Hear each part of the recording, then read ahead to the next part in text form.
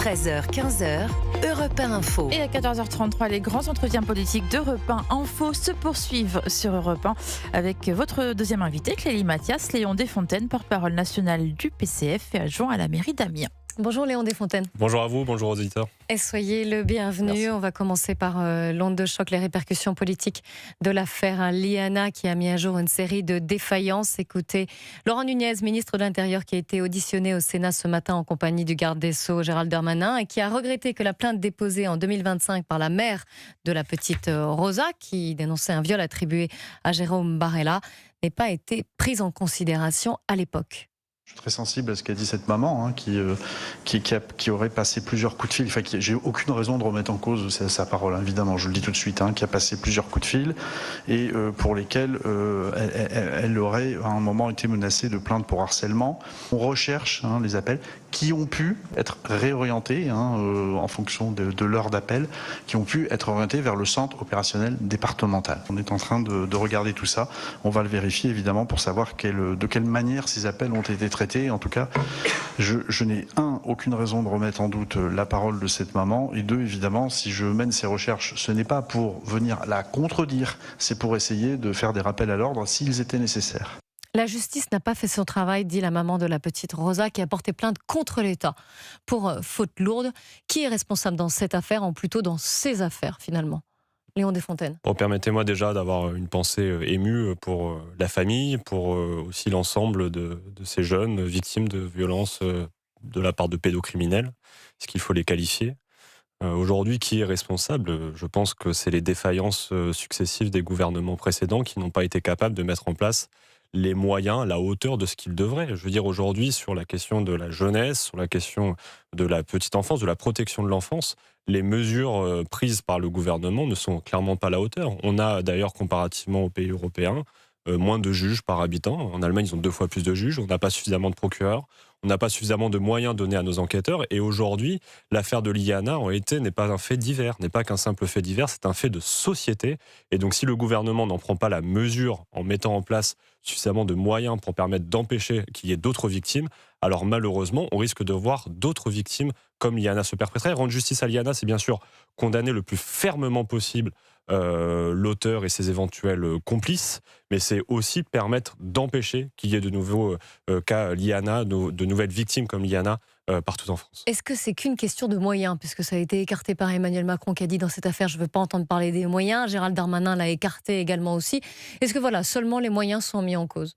Mais les moyens sont indéniables. Enfin, je veux dire, regardons, écoutons de près ce que disent les associations, notamment de victimes. Il y a des milliers de plaintes de victimes de violences de pédocriminels qui sont pour l'instant sans suite. C'est-à-dire qu'elles ne sont pas classées sans suite, c'est qu'elles ne sont sans suite. C'est-à-dire qu'ils sont sur des bureaux d'enquêteurs, mais que les enquêteurs ont tellement de dossiers qu'ils n'arrivent pas à gérer le flux. Donc aujourd'hui, on a besoin de mettre en place des moyens, bien sûr, pour les enquêteurs. On a besoin de mettre en place des moyens pour les procureurs. On a des procureurs qui font des signalements, mais qui n'ont pas les moyens de vérifier si ces signalements, si les demandes qu'ils font sont avérées, ensuite effectives par la suite. On a besoin de mettre en place des moyens, comme je disais, pour aussi l'aide sociale à l'enfance. Enfin, c'est partout. Et aujourd'hui, l'affaire de Liana, finalement, c'est ce qui vient de dire justement tout le mal qui a été fait par les gouvernements successifs sur le désengagement progressif de l'État sur l'accompagnement des mineurs. Est-ce qu'au Parti communiste, vous demandez la démission du garde des Sceaux ou du ministre de l'Intérieur ? En tout cas, ce qui est sûr, c'est que si je serais à sa place, je pense qu'il faudrait en effet peut-être s'interroger. Encore une fois, après, c'est pas à nous. Et je veux pas en faire un sujet personnel. C'est pas la question purement de Darmanin. Parce que si on remplace un ministre incompétent par un autre ministre incompétent, on ne réglera pas la situation. Moi, ce que j'attends aujourd'hui, par contre, c'est des actes forts de la part du garde des Sceaux. Peu importe si c'est M. Darmanin ou un autre dans les jours qui viennent, on a besoin d'annonces fortes pour la justice, pour les enquêteurs, pour les procureurs. Et à l'heure actuelle, notamment vis-à-vis de l'audition du Sénat, on n'a pas eu les réponses qu'on attendait. Alors, Sébastien Lecornu à Matignon réunissait les ministres concernés par ces sujets et il vient d'annoncer qu'il revoyait l'échelle des peines pour les violeurs en série. Au lieu de 20 ans, il propose la perpétuité. Est-ce que ça va dans le bon sens ? Mais moi, je ne suis pas opposé à ça, bien au contraire. Enfin, en effet, ça peut être une solution, mais encore une fois, l'enjeu, c'est pas de regarder comment, après coup, on réagit. L'enjeu, c'est de permettre d'empêcher qu'il y ait des pédocriminels, des pédophiles qui commettent des crimes, comme ça a été le cas sur Liana. Donc, c'est quels moyens on va mettre en place pour mettre hors d'état de nuire, justement, tous ces pédocriminels qui parfois ont des plaintes, des fois plusieurs plaintes contre eux, mais qui sont sans aucune suite parce que justement il n'y a pas les moyens suffisants derrière. Alors concrètement, puisque à 11 mois de la présidentielle, plusieurs candidats, ou en tout cas dans les partis, on affine les propositions pour y répondre, au Parti communiste, concrètement, quelles sont les mesures que là, vous préconisez pour qu'il n'y ait plus jamais d'affaire Liana ? On souhaite mettre en place, bien sûr, là on soutient la proposition de loi qui est défendue à l'Assemblée nationale, mais on souhaite pour la protection de l'enfance, sur la protection de l'enfance évidemment. On souhaite recruter davantage de procureurs, de magistrats. On a besoin de 100 000 magistrats en plus pour permettre tout simplement à ce que l'ensemble des dossiers puissent être traités rapidement. On a besoin de mettre davantage de moyens auprès des agents de police, aux fonctionnaires de police, donc à nos enquêteurs. Donc plus de bleu, plus de justice, pour permettre à la justice d'être plus rapide, de traiter plus rapidement. Bien sûr, il y a toujours le temps de la justice. En effet, le temps de la justice n'est pas forcément toujours le temps qu'on souhaiterait. Mais surtout, aujourd'hui, on vient allonger les temps de dossier tout simplement parce qu'il n'y a pas assez de magistrats. Encore une fois, si on compare avec l'Allemagne a 2 fois plus de magistrats que ce que n'ont les Français proportionnellement au nombre d'habitants. C'est profondément insupportable. Si on veut que la justice puisse rendre justice, justement, il faut lui donner les moyens. Est-ce que vous changeriez la formation, le recrutement des magistrats, comme Édouard Philippe le suggère, en disant que c'est trop politique, c'est trop idéologisé ? Surtout sur ce cas-là, je ne crois pas que ça soit le cas. Moi, je pense que beaucoup de responsables politiques, y compris Édouard Philippe, qui a été quand même à la tête du gouvernement pendant de nombreuses années, se dédouane de toute responsabilité vis-à-vis des manques de la justice, du manque d'investissement dans la justice, en disant que peut-être c'est la question des recrutements et autres. Non, la question c'est en effet combien de places on est capable d'ouvrir dans les écoles de magistrature pour permettre justement d'avoir davantage de magistrats demain. C'est aujourd'hui le nœud du problème est là, et encore une fois, on ne se fait que les porte-voix des associations des victimes. C'est les associations des victimes qui le demandent, qui sont confrontées tous les jours au fait que justement ils n'ont pas de réaction en face de la part des enquêteurs, de la part des magistrats, parce que tout simplement ils croulent sous le nombre de dossiers.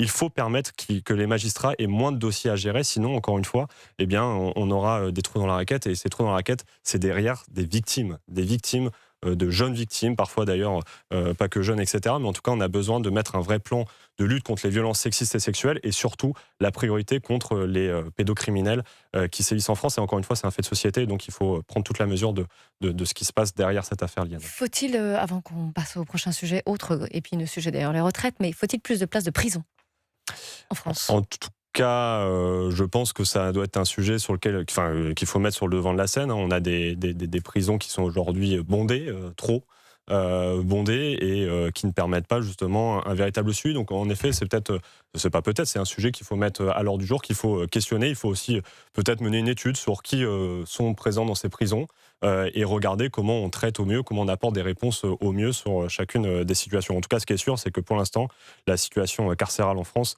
n'est pas parfaite, elle est même bien imparfaite, et donc il faudra regarder quels moyens on met en place aussi pour la pénitentiaire, pour permettre aussi, je pense notamment à ces agents qui aujourd'hui se plaignent des conditions de travail qui se sont considérablement dégradées ces dernières années, et ça fait partie des services publics, et évidemment il faut permettre d'y mettre les moyens, donc mettons-le à l'ordre du jour en effet, et je pense que ce sera un des sujets de l'élection présidentielle évidemment. Alors justement, autre sujet épineux pour la présidentielle, Léon Desfontaines, les retraites. Écoutez, Olivier Delagarde dans sa revue de presse ce matin sur Europe 1, qui revient sur le rapport du COR, le Conseil d'orientation des retraites, qui évoque un possible report de l'âge effectif du départ à la retraite jusqu'à 67 ans et 6 mois. Écoutez-le. Son rapport sera publié jeudi, mais tout le monde l'a déjà eu en avant-première, et la nouvelle claque méchamment dans le Parisien aujourd'hui en France. La piste explosive du départ à 67 ans et demi. En fait, le problème n'est pas compliqué à poser. Il est juste compliqué à résoudre. Un enfant de 4 ans comprendrait ça. De plus en plus de retraités, de moins en moins d'actifs. Soit on augmente les cotisations ou les impôts pour les financer, soit on baisse les pensions de retraite, soit on travaille plus longtemps, ou évidemment, soit on panache un peu tout. Mais la conclusion de tous les papiers que vous lirez sur le sujet est partout la même. À la fin, il faudra travailler plus longtemps. À la fin, il faudra travailler plus longtemps, Léon Desfontaines ? Non, il y a d'autres solutions qui existent. Alors lesquelles ? Il y a d'autres solutions qui existent. La première, c'est là à l'instant T. On a quand même des exonérations de cotisations sociales. C'est-à-dire que le fameux trou de la sécurité sociale qu'on évoque régulièrement à longueur d'antenne sur l'ensemble des plateaux radio et télévisés, aujourd'hui a été créé de toutes pièces, dans le sens où, en réalité, les recettes qui devraient arriver et abonder les caisses de la sécurité sociale sont aujourd'hui limitées parce qu'on a mis en place des exonérations de cotisations sociales mécaniques, notamment sur les bas salaires. Aujourd'hui, il y a un manque à gagner pour la sécurité sociale de 77 milliards d'euros. tous les ans d'exonération de cotisations sociales. Oui, mais de l'autre côté, ceux qui sont exonérés justement de ces charges, les entreprises notamment, disent non mais c'est important si on veut préserver l'emploi. J'aimerais qu'on cible peut-être davantage les entreprises. Moi, je suis aujourd'hui adjoint notamment à l'artisanat, au circuit court, etc. À Amiens. Et il ne s'agit pas aujourd'hui d'aller voir un boulanger et lui dire bah, écoutez, vous allez devoir davantage payer de cotisations sociales. Il dit bah, écoutez, moi je recrute des apprentis, je crée de l'emploi, etc. Exactement. Des emplois non délocalisables, etc. Moi, je ne souhaite pas qu'on cible justement ces boulangers. En revanche, comment se fait-il aujourd'hui que des grands groupes, par exemple Total Energy, bénéficient de ces exonérations de cotisations sociales? Comment se fait-il que, on en parlera tout à l'heure, des groupes comme ArcelorMittal et autres bénéficient de ces cotisations sociales? C'est des groupes du CAC 40 en fait, cette charge va peser uniquement sur les grands groupes, pour vous? Mais regardons de près cela. Je pense qu'en tout cas, les groupes comme Total Energy, ArcelorMittal et autres n'ont pas besoin aujourd'hui de bénéficier des mêmes aides que justement les artisans PME de nos centres-villes et centres-bourgs. Donc je le dis, aujourd'hui, il y a ce manque-là. Et après, le sujet fondamental, parce que là, on peut parler toujours à court terme, etc. Mais j'aimerais qu'on se projette un peu plus, peut-être à l'horizon 2030, 2050. D'ailleurs, c'est ce à quoi nous invite le Conseil d'orientation, le corps. L'enjeu central, et on va se le dire, c'est est-ce qu'on sera capable demain de continuer à produire des richesses dans notre pays? Parce qu'à un moment, c'est l'éléphant au milieu de la pièce. Si on ne produit pas plus de richesses sur le territoire national, si on n'est pas capable de réindustrialiser le pays, justement, en réalité, on fera rentrer moins d'argent dans les caisses de l'État. On a besoin, pour financer notre modèle social, de faire rentrer de l'argent, de permettre d'attirer des entreprises, etc. Et en l'occurrence, le gouvernement et Emmanuel Macron ont perpétué les politiques libérales qui nous ont conduit à la catastrophe que nous connaissons. Et donc pour vous, c'est une question, les retraites, c'est une question de réindustrialisation? C'est intimement lié. Je le dis à un moment, si on veut financer le développement de services publics, le développement de frais de ferroviaire public, si on veut construire des infrastructures publiques, des logements publics, financer la sécurité sociale et autres, on va avoir besoin de poser la question, en effet, est-ce qu'on est capable ou pas de réindustrialiser le pays pour permettre de produire des richesses pour répondre aux besoins sociaux, économiques, environnementaux et autres, et permettre justement d'avoir une redistribution des richesses dans notre pays. Au Parti communiste, on ne touche pas à l'âge légal de départ à la retraite. C'est inenvisageable. Je vous le dis d'autant plus que c'est inenvisageable parce qu'à chaque fois, on a le débat qui revient. Donc, quel est l'âge pour vous idéal, j'allais dire? Mais moi, je le réitère, c'est l'objectif, c'est 60 ans. C'est 60 ans. 60 ans. L'objectif, c'est l'abrogation de la réforme des retraites qui a été imposée par Emmanuel Macron. Donc, je veux qu'on l'abroge définitivement. Et donc, pour ça, il faut réinterroger notamment les exonérations de cotisations sociales. Et quand on regarde de près, en fait, on se dit que potentiellement la sécurité sociale, non seulement elle ne sera plus déficitaire, mais elle pourrait être bénéficiaire et donc permettre notamment à nos pensions de retraite d'augmenter. Moi, je pense au pouvoir d'achat de nos retraités. Et deuxièmement, si on permet justement de produire davantage sur le territoire national, de réindustrialiser le pays, de produire plus de richesses, eh bien, ces richesses permettront d'être mieux redistribuées pour financer la sécurité sociale. On a quand même deux problèmes. On a une pyramide des âges qui ne ressemble plus du tout d'ailleurs à une pyramide, mais plutôt à un gros bloc, un gros parallélépipède, et ça va se prolonger dans les années à venir. Vous le savez qu'il va y avoir moins d'actifs, moins de jeunes et beaucoup plus de vieux. Mais un actif d'aujourd'hui produit plus de richesses qu'un actif d'il y a 30 ans, non pas parce qu'il travaille davantage, mais bien parce que justement la robotisation, etc., permettre plus de richesses. J'étais hier, d'ailleurs, j'ai accueilli le président de la République hier dans une entreprise à Amiens, et on voit aujourd'hui qu'un actif, par exemple, pour l'entreprise Goodyear à Amiens, sort plus de pneus aujourd'hui par salarié qu'il y a 30 ans, tout simplement parce que la robotisation permet de produire davantage. Donc la réalité, c'est que aujourd'hui, certes, on a moins d'actifs proportionnellement au nombre de retraités qu'il y a 30 ans. Ouais. Par contre, un actif, dans ce qu'il produit en termes de richesse, il produit suffisamment pour permettre de financer notre système de solidarité. Mais donc avant, c'est un faux problème. Faire peser sur lui quand même de prendre sur 20... alors vous avez dit aussi les entreprises, mais quand même de prendre quoi, 20% du salaire pour financer ce système de retraite sur les actifs qui sont moins nombreux. Mais le sujet central, c'est de permettre d'avoir plus d'actifs. Si on augmente les salaires demain, d'ailleurs, ça fait plus de rentrées pour la sécurité sociale et autres. Et je pense qu'il y a des entreprises qui pourraient largement se permettre d'augmenter davantage les salaires. D'ailleurs, je soutiens, il y a de nombreuses grèves partout à travers le pays. Il y a le sujet de Decathlon qui a été évoqué récemment, notamment avec des grèves le week-end dernier, et qui démontre que l'entreprise a des bénéfices records et par contre elle ne redistribue pas ça sur les salaires mais sur les dividendes. Si demain ils sont redistribués sur les salaires, ça fera plus de cotisations, ça fera plus de pouvoir d'achat pour les salariés et plus de cotisations pour la sécurité sociale. Léon Desfontaines, porte-parole national du PCF et adjoint à la mairie d'Amiens, est l'invité des grands entretiens d'Europe 1 Info. A tout de suite. 13h, 15h, Europe 1 Info. Avec les grands entretiens politiques d'Europe 1 Info et votre invité Clélie Mathias, Léon Desfontaines, porte-parole national du PCF et adjoint à la mairie d'Amiens. On va parler de la présidentielle dans un instant. Juste, je voulais une question, Léon Desfontaines. puisqu'il y a eu l'adoption du projet de loi de nationalisation d'ArcelorMittal par l'Assemblée nationale. Ça, c'était en novembre de l'année dernière, qui a été rejeté par le Sénat, c'était en février. Et là, le 11 juin, dans 2 jours, le projet de loi est présenté en deuxième lecture dans votre niche parlementaire du PCF. Donc l'objectif, c'est de nationaliser ArcelorMittal. Est-ce que ça résoudra la question de la chute de la demande européenne et de la concurrence mondiale, surtout ? Si on produit plus d'acier sur le territoire national ou sur le territoire européen demain, c'est pas vrai qu'on arrivera à réindustrialiser le pays. Et la réalité, c'est qu'il y a 2 camps dans ce pays. Il y a ceux qui ont favorisé, sous couvert de libre concurrence, la délocalisation à tout va et la disparition de notre industrie. Cela se retrouve d'ailleurs dans l'opposition à la nationalisation d'ArcelorMittal.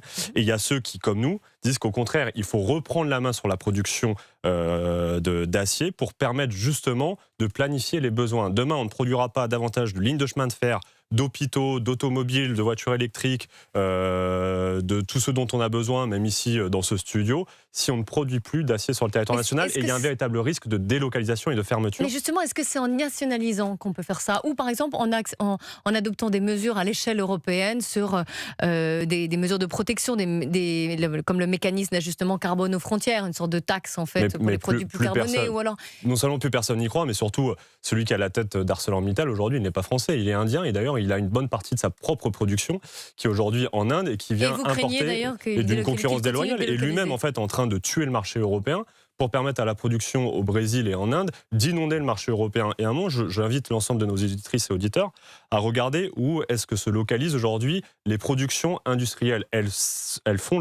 regardent où est-ce qu'est produit le métal, où est-ce qu'il y a de l'énergie en suffisance, et ils vont s'implanter là. C'est pour ça qu'elles s'implantent en Inde, au Brésil, et qu'elles s'implantent de moins en moins en France. Si demain on n'est pas capable d'assurer une livraison suffisante d'acier, alors on court droit à la catastrophe. Donc on a besoin de produire de l'acier, de planifier, et si on veut réindustrialiser le pays, je le dis d'emblée, on aura besoin de garantir à nos entreprises une production suffisante d'acier à bas coût, accessible financièrement. C'est ce que j'allais dire, on sera concurrentiel ? On sera concurrentiel parce que les 400 millions d'euros de dividendes qui sont versés tous les ans permettront de baisser le prix de l'acier, notamment pour nos industriels, je pense français par exemple, et permettront d'augmenter aussi les salaires et pourquoi pas même de rentrer dans les caisses de l'État pour financer la décarbonation de notre industrie. La présidentielle, on va écouter Fabien Roussel, le secrétaire national du PCF, qui était l'invité de France 2 la semaine dernière. Il a renforcé ses ambitions en excluant celles de Raphaël Glucksmann et de Jean-Luc Mélenchon. Les communistes décideront, voteront. J'ai exprimé mon opinion. Et moi, j'ai dit clairement que entre le choix de Jean-Luc Mélenchon et celui de Raphaël Glucksmann, pour nous, il n'est pas envisageable de soutenir ou l'un ou l'autre. Donc c'est le choix Fabien Roussel. Ça, c'est mon avis. Et les communistes choisiront. C'est le choix Fabien Roussel. Eh bien, les communistes décideront souverainement et ils pourront voter sur ce choix-là. Alors, les communistes ont déjà voté le 6 et le 7 juin dernier pour un texte présenté par le Conseil national qui va servir justement de base à cette candidature. Le 40e congrès, oui 40e, c'est ça, va se tenir à Lille début juillet. Pour l'instant, c'est plutôt l'option Fabien Roussel qui a été majoritaire. Donc, on s'achemine vers une candidature autonome du Parti communiste en la personne de Fabien Roussel. En tout cas, il y a une belle étape qui est passée ce week-end. En effet, une grande majorité des communistes ont fait le choix de conforter Fabien Roussel dans les orientations politiques et stratégiques qu'il a entreprises depuis 2018, notamment de permettre au Parti communiste français de redevenir une force à part entière sur la scène politique nationale. Mais surtout, ce qui anime nos débats aujourd'hui à gauche, je pense, mais aussi évidemment au Parti communiste, c'est comment on est capable de battre l'extrême droite lors des élections présidentielles. Et aujourd'hui, force est de constater que le clivage qu'on tente de nous imposer autour de Raphaël Glucksmann et de Jean-Luc Mélenchon, 2 candidats issus des sphères du Parti socialiste. Moi je dis, j'ai 30 ans, j'ai jamais eu d'autres alternatives qui m'étaient présentées pour l'élection présidentielle. Je pense que la gauche est enfermée entre 2 tendances du Parti socialiste, une tendance libérale, Raphaël Glucksmann, François Hollande, et une tendance populiste autour de Jean-Luc Mélenchon. Ces 2 offres politiques sont incapables de battre l'extrême droite dans les territoires qui lui sont, à tort je crois, revendiqués comme acquis, notamment dans les territoires ouvriers. Eh bien je pense qu'il suffit de regarder dans ces territoires, notamment lors des élections municipales, quelle est la force politique qui a regardé droit dans les yeux le Rassemblement national et qui s'est opposé au Rassemblement national lorsqu'il se présentait dans le bassin minier, dans le Pas-de-Calais, quand il se présentait à Saint-Amand-les-Eaux, justement, commune qui a réélu Fabien Roussel. Saint-Amand-les-Eaux votait massivement Rassemblement national aux élections présidentielles et législatives. Ils ont voté pour leur écrasante majorité en faveur de Fabien Roussel. C'est-à-dire qu'aujourd'hui, en portant un discours des luttes, en partant un discours qui est destiné aux travailleurs, qui permet de réindustrialiser le pays, qui refait de la question sociale une priorité, je pense qu'on peut aller challenger le Rassemblement En national sur cette 2022, terre. le score de Fabien Roussel, 2,28% des voix. Tout à fait. Donc en dessous même des 5%. Mais et en de 2022, remboursement de campagne. les Français découvraient Fabien Roussel. Aujourd'hui, non seulement ils l'ont découvert, mais on souhaite permettre d'incarner une nouvelle candidature. Notamment, on va parler de nationalisation, on va refaire de la question sociale une priorité. Et aujourd'hui, quand j'entends les discours de Raphaël Glucksmann, Jean-Luc Mélenchon, je n'entends plus la question des salaires, du travail, des services publics. Eh bien, Fabien Roussel, lui, reprendra ce flambeau. Et je pense qu'il permettra de créer le renouveau de la gauche que tant d'électeurs attendent. Léon Desfontaines, porte-parole national du Parti communiste adjoint à la mairie d'Amiens, était l'invité des grands entretiens d'Europe 1.